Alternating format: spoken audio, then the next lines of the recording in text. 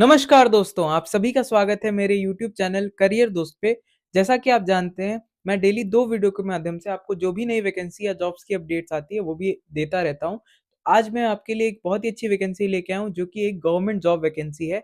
क्या है वो वैकेंसी और कैसे आप इसके लिए एलिजिबल हैं, उसको देखते हैं। लेकिन उससे पहले आप इस वीडियो को लाइक कर लें, चैनल को सब्सक्राइब कर लें और बेल आइकन दबाना ना भूलें, ताकि जो भी नई वैकेंसी या जॉब्स आती है, उनकी अपडेट्स आपको टाइमली मिलती रहे। तो दोस्तों, अगर हम वैकेंसी की बात करें तो ये वैकेंसी डिजास्टर मैनेजमेंट डिपार्टमेंट 2026 के नाम से आई हुई है। अगर हम इसके इंपॉर्टेंट डेट्स की बात करें तो इसका एप्लीकेशन स्टार्ट डेट ऑलरेडी हो चुका है। अप्लाई का लास्ट डेट का अगर हम बात करें तो 4 फरवरी 2026 तक आप इस फॉर्म को फिल कर पाओगे। वहीं यहाँ पे टोटल पोस्ट की बात करें कि कितनी वैकेंसी आई है, तो 118 टोटल वैकेंसी आई हुई है।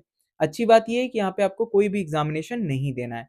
एग्जाम नहीं देना है तो आपका सिलेक्शन कैसे होगा, आइए देख लेते हैं। तो दोस्तों, अगर यहाँ पे हम एलिजिबिलिटी की बात करें तो जिसने भी 10th पास किया है और उसके पास रिलेवेंट स्किल है, रिलेवेंट स्किल मतलब कौन से स्किल्स होने चाहिए?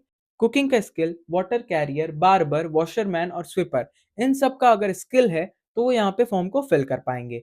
वहीं आप यहाँ ये भी देख सकते हैं, इन्हीं सारे पोस्ट के लिए जॉब आई हुई है। वहीं यहाँ पे की बात करें तो आपको 22,000 तक की सैलरी यहाँ पे ऑफर की जाती है। अब दोस्तों, यहाँ पे एज लिमिट की बात करें तो ध्यान रहे आपका एज कब से देखा जा रहा है। तो 1/12/2025 को आपका मिनिमम एज 18 साल, मैक्सिमम एज 40 साल होना चाहिए, तभी आप इस फॉर्म को फिल कर पाएंगे। ध्यान रहे आपकी कैटेगरी के अकॉर्डिंग यहाँ पे आपको एज रिलैक्सेशन भी मिलेगा। अगर आप SC ST से बिलोंग करते हैं तो 5 साल का रिलैक्सेशन, वहीं ओबीसी वालों के लिए 3 साल का एज रिलैक्सेशन देखने को मिल रहा है। अब दोस्तों, अगर हम बात करें यहाँ पे सिलेक्शन कैसे होगा, तो एग्जाम तो होना नहीं है, तो आपका डॉक्यूमेंट वेरिफिकेशन होगा। और डॉक्यूमेंट वेरिफिकेशन के बाद जो भी कैंडिडेट्स को शॉर्टलिस्ट कर लिया जाएगा, उनको इंटरव्यू या रिलेवेंट स्किल टेस्ट के लिए बुलाया जाएगा। अब अगर हम बात करें डॉक्यूमेंट्स की, क्या क्या डॉक्यूमेंट्स चाहिए, तो सबसे पहले तो एप्लीकेशन फॉर्म।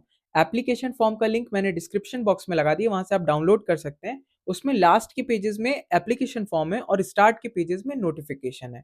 तो एप्लीकेशन वहां से डाउनलोड करके आपको प्रिंट आउट करवा के फॉर्म फिल करना होगा। उसके साथ में आपके पास मार्कशीट, डीओबी प्रूफ, आधार कार्ड का photocopy, recent photo, caste certificate, ये सारी चीजें होनी चाहिए। फिर भी मैं आपको अभी आगे दिखा देता हूँ। दोस्तों, अगर हम एप्लीकेशन फीस की बात करें तो अगर आप जनरल, ओबीसी, ईडब्ल्यूएस कैटेगरी से बिलोंग करते हैं तो भी 100 रुपीज, वहीं SC ST वालों के लिए भी 100 रुपए लगने वाला है। आप किसी भी कैटेगरी से बिलोंग करते हो, आपके लिए फॉर्म का कॉस्ट 100 रुपए ही होने वाला है। अब दोस्तों, अगर हम बात करें कि 100 रुपए जो एप्लीकेशन फीस है आपको कैसे जमा करना है, तो आप यहाँ देख सकते हैं उसका पेमेंट मोड ऑफलाइन है, मतलब ऑफलाइन जमा करना है। अब ऑफलाइन जमा करना है तो आपको कहीं जाना है, कि आप कैसे जमा करेंगे उसको देख लेते हैं।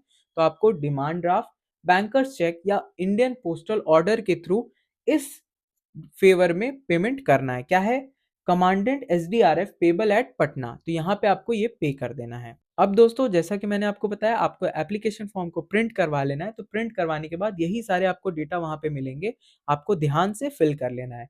फिल करने के बाद क्या क्या चीजें उसके साथ में रखनी है, मैं आपको बता देता हूँ।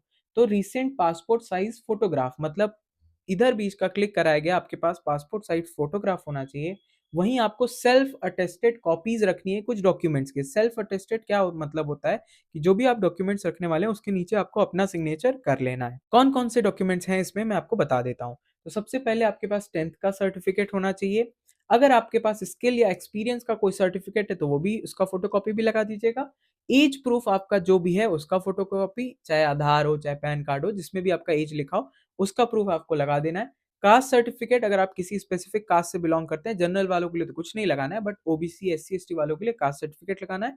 आधार कार्ड की फोटोकॉपी और 2 सेल्फ अटेस्टेड एनवलप्स में ये सारे डाल देने हैं आपको। डालने के बाद में आपको एनवलप को सील करना है।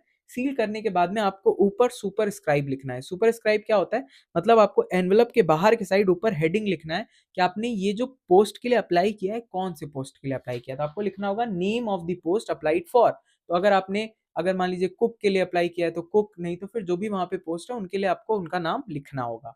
फिर आपको इस एड्रेस पे बाई पोस्ट सेंड कर देना है। एड्रेस क्या है आप देख लीजिए, commandant state disaster response force SDRF, Bihta, Patna 801103 Bihar. इस एड्रेस पे आपको एनवलप को सेंड कर देना है। तो दोस्तों, जैसे ही आप SDRF फॉर्म का नोटिफिकेशन लिंक जैसे ही ओपन करेंगे तो ये नोटिफिकेशन आपके आगे क्लिक हो जाएगा। यहीं पे नीचे स्क्रॉल करने पे आपको सारा डेटा दिखेगा इस वैकेंसी से रिलेटेड कि वैकेंसी कहाँ आई है, कैसे आप इस फॉर्म को फिल कर पाओगे। तो जैसे ही आप नीचे आओगे तो यहाँ पे आपको एप्लीकेशन फॉर्म देखने को मिल जाएगा। मैं आपको दिखा देता हूँ स्क्रॉल करने पे नीचे के पेजेस पे, जैसे कि यहाँ पे आपको दिख गया, ये पूरा एप्लीकेशन फॉर्म यहाँ से स्टार्ट हो रहा है। ये देख सकते हैं यहाँ पे सारा कुछ आपसे डेटा मांगा गया है, पूरा नाम, पिता का नाम, स्थायी पता, पत्राचार, मोबाइल नंबर, सारे कुछ यहाँ पे डेटा मांगे गए हैं। इन सबको आपको फिल कर देना है और फिल करने के बाद जैसे मैं बताया हूँ आपको, वैसे ही आपको इसको भर लेना है और इस जगह पे सेंड कर देना है। यहाँ आप देख सकते हैं ये पूरा एड्रेस दिया हुआ है, यहाँ पे आपको इसको सेंड करना है बाय पोस्ट। इस वीडियो को पूरा देखने के लिए थैंक यू। वीडियो को लाइक करें, चैनल को सब्सक्राइब करें और बेल आइकन दबाना ना भूलें। साथ ही साथ अपने दोस्तों के साथ ज़्यादा से ज़्यादा इस वीडियो को शेयर करें ताकि जो भी इस फॉर्म को फिल करना चाहता है और एसडीआरएफ का हिस्सा बनना चाहता है वो टाइमली बन पाए। Thank you.